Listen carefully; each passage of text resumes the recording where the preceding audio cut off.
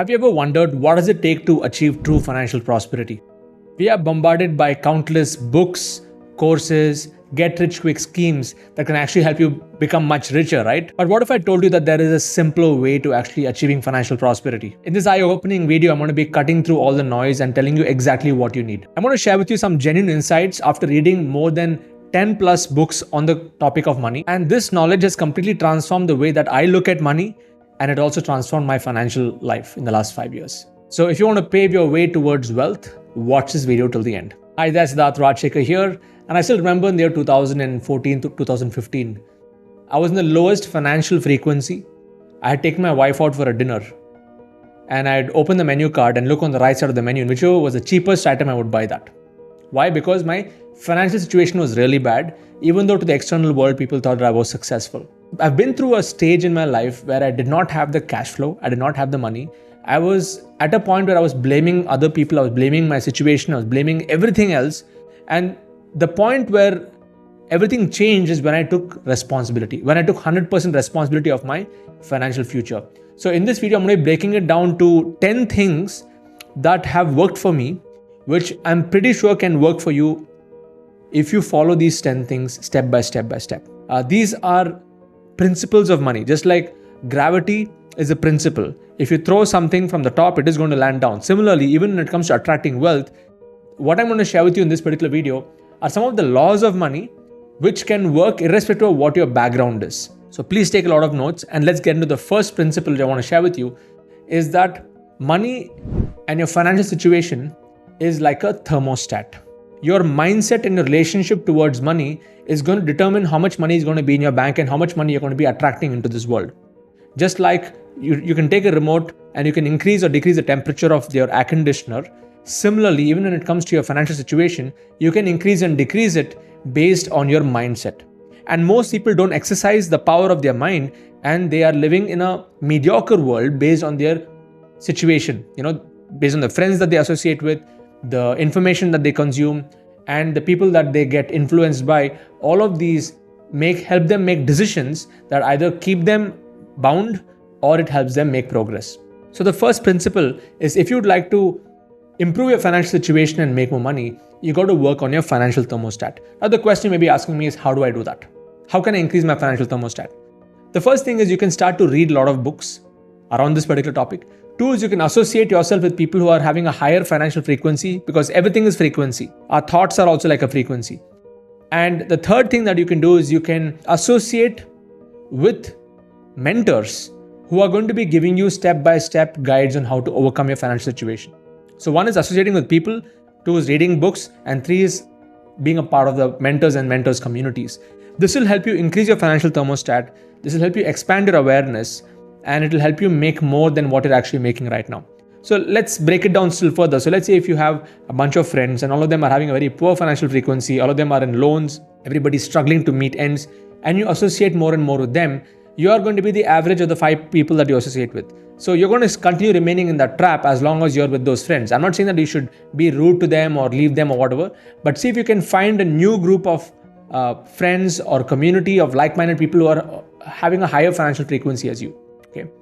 When it comes to books also, the way that I like to read books is not just read it cover to cover. I'd like to read it in such a way where I'm able to take 2 or 3 different ideas and then go and implement those ideas. Because what I'm sharing with you here, even though I've read more than 10 plus books on the topic of money, I'm sharing with you the essence of what I feel has worked for me based on the books that I've read. So when it comes to reading, that's the second thing. And when it comes to mentors, choose mentors who you're aligned with in terms of value system. There are many people who can be mentors. There are many people who can teach you things.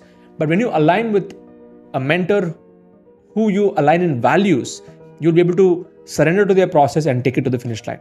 So the first thing is mindset. Increase your financial thermostat. Now the second thing that I learned about money is I understood the difference between assets and liabilities. And I got this from the book Rich Dad and Poor Dad, where he clearly mapped out. And he said anything that puts money into your pocket is an asset. Anything that takes money out of your pocket is a liability.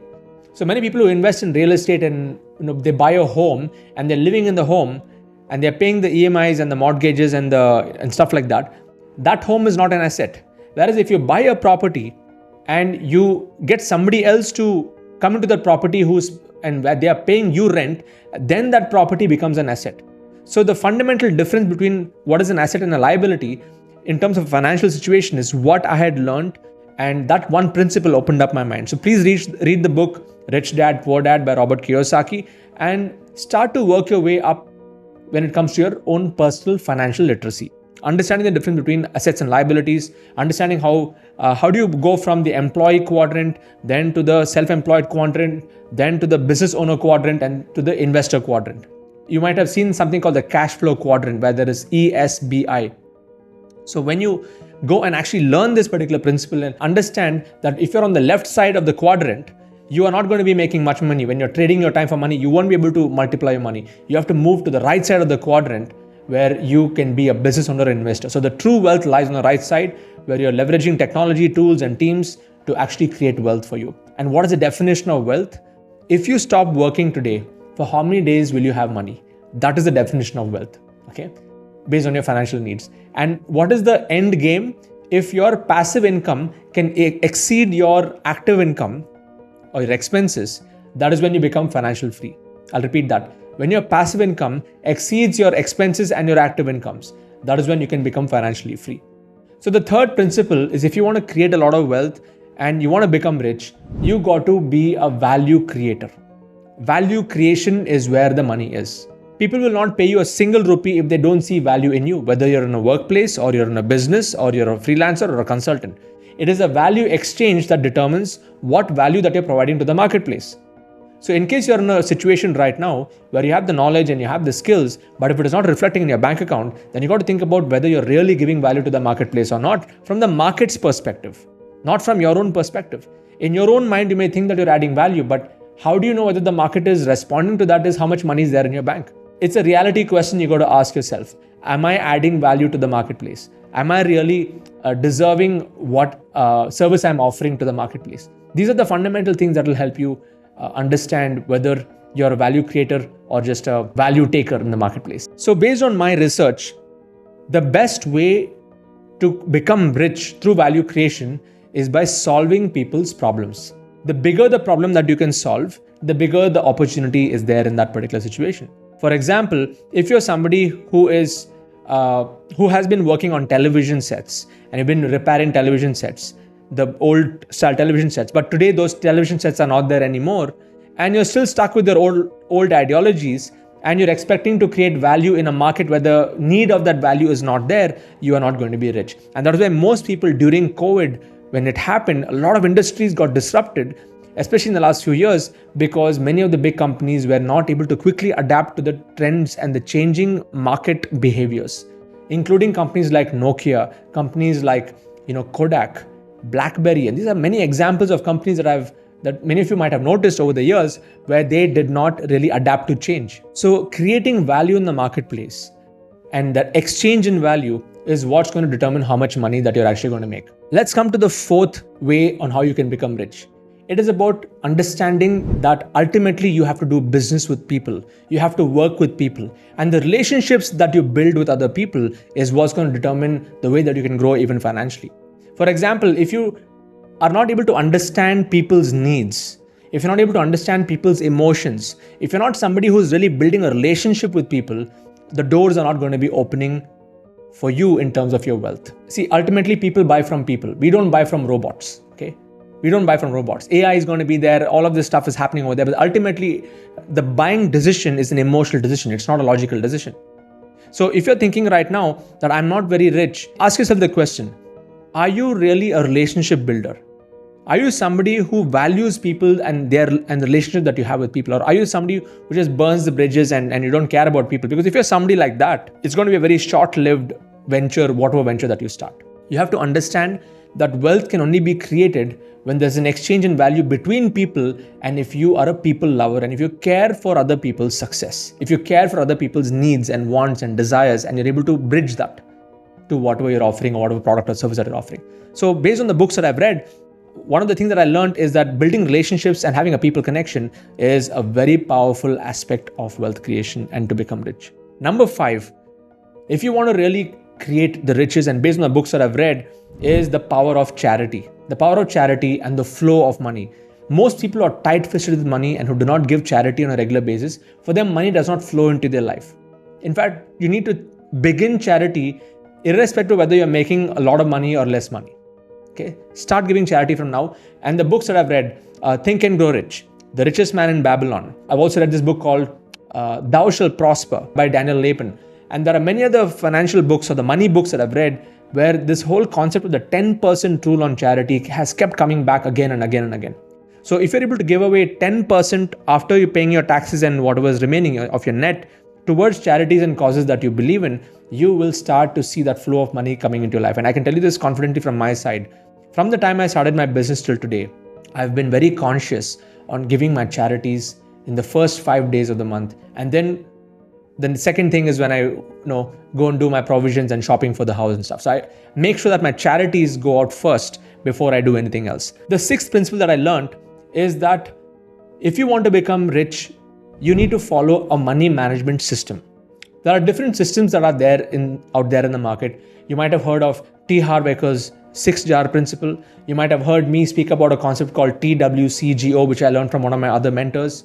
T stands for tax, W stands for wealth, C stands for charity, G stands for general, and O stands for operations. So if you're able to systematically manage your money and take the emotion out of the money management system and make it into a logical system, that's going to help you better scale. So what do I mean by this is, let's say you're making 1 lakh rupees per month and you just need to set aside 20% towards taxes. So 20,000 goes into a separate bank account. And in the remaining 80,000 rupees that is there, you can allocate it. Maybe, 30,000-40,000 goes towards your household, maybe 20,000-30,000 goes towards your business. And then you have a 10% of that, what was remaining, 8,000 rupees going towards charity and 8,000 rupees going towards your wealth. Okay, 10% wealth, 10% charity. So when you're able to make this into a system and have separate bank accounts to deal with each of these different buckets and don't get too emotional about it. Like in my case, if there's money in the charity account, only then I give. Otherwise, there's no charity to give. So I'm always filling up those charity buckets and charity accounts and the wealth accounts where I'm taking my emotion out of the system and making it into a logical system. So this is one idea that I learned from these various different books on how you can make more money by making your money management into a system. Number 7, based on all the different books that I've read on becoming rich, the ones who become rich are the ones who use the power of their imagination. Many of us underestimate the power of our own imagination because money is just an idea.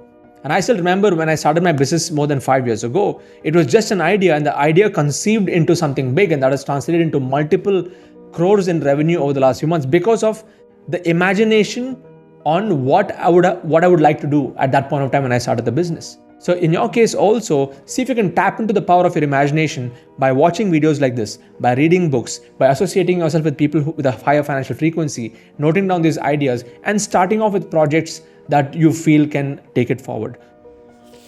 कुछ खाने का order कर दे please. कुछ भी तेरे को जो खाना खा ले यार please. So imagination can be as simple as you closing your eyes and envisioning what you really want in your business. How would you like to live your life? How would you want to serve people? Most of us don't use the power of our mind. Don't underestimate the power of your mind. Okay? When you close your eyes and think about solutions, you have the power within you to actually find those solutions to your money problem, to a business problem, to a whatever problem that you may be facing, and even helping others solve their problems. So money is just an idea, and the more you can imagine, and of course translate that imagination into action, things are going to be working really well for you, okay, financially. Number 8, if you want to get rich, based on all the books that I've read, is to become rich and to make a lot of money, you got to build your influence. Okay, grow your presence online so that people they would discover you, they would like you, they would trust you, and then they would transact with you. You got to be seen first for you to be able to do any kind of business. So if you're not on social media, if you're not doing stuff on Instagram, if you're not doing stuff on YouTube, if you're not on podcasts, if you're not having a blog of your own, if you're not really building your own personal brand online and your influence, then you're missing out on a huge opportunity when it comes to wealth creation. Because today, some of the biggest wealth creators on the planet are the ones who have large influence, especially the younger generation. The older generation, they might have gone to manufacturing or technology, or they might have built different kinds of businesses. But the rich of today are the ones who are leveraging technology and tools and who are building their influence and growing online. Another way to build your wealth based on the books that I've read is to build communities. Because if you're just building a following online, whether it's YouTube or Instagram or podcasts, and if you're not bringing them into your own private network or your own community, you're at the mercy of these different platforms, and that's not the space to be in. So if you want to really create wealth, what you got to do is start building private networks of your own and communities of your own, and start serving your tribe. Just like in my case, I have more than 27,000 people at this point when I'm recording this video in my paid community, my premium community members. And the more I serve them, the more I run polls and surveys and I ask them what do they want, I'm able to better serve them and create better customer experience. But if you go to Trustpilot and just search for Siddharth Rajsekar review, you'll come to know I've got more than 6,000 plus reviews right now, and at 4.9 star, which is really hard to get because I've been focusing on this one element: building communities, serving communities, and giving them a great customer experience. The final point, if you want to really become rich based on the books that I've read, you got to start reinvesting in your own education. The best investment that you can ever make, it is not in stock markets, it is not in real estate, it is not in crypto, it's not in any other form. The best investment that you can make is in yourself. So if you want to get rich, you got to invest in your own growth. How do you do that? Invest in mentors, invest in your own education, take up courses, keep adapting and learning new ideas and reading books. So the more you're reinventing yourself, the faster you'll be able to grow, because the ones who will be successful in today's day and age are not the ones who have a high IQ. That was the previous generation. Okay, higher the intelligence, higher the demand in the market. But today it is not about IQ anymore. It is about AQ. It's your adaptability quotient. The faster you can learn, unlearn and relearn, the faster you can actually grow. So these were the lessons that I learned from all the different books that I've read so far when it comes to money. If there are any more ideas that you have, please share those ideas down in the chats below, and I would like to actually engage and interact with your comments. And if you like this particular video, please make sure that you subscribe to this channel, hit the like button, and make sure that you keep coming back for more like this, because I'll keep all my videos like this, short, to the point, no fluff, no BS, point shooter style information that can enrich and impact your life. I'm looking forward to reading your comments below and catch you in the next video. Bye-bye.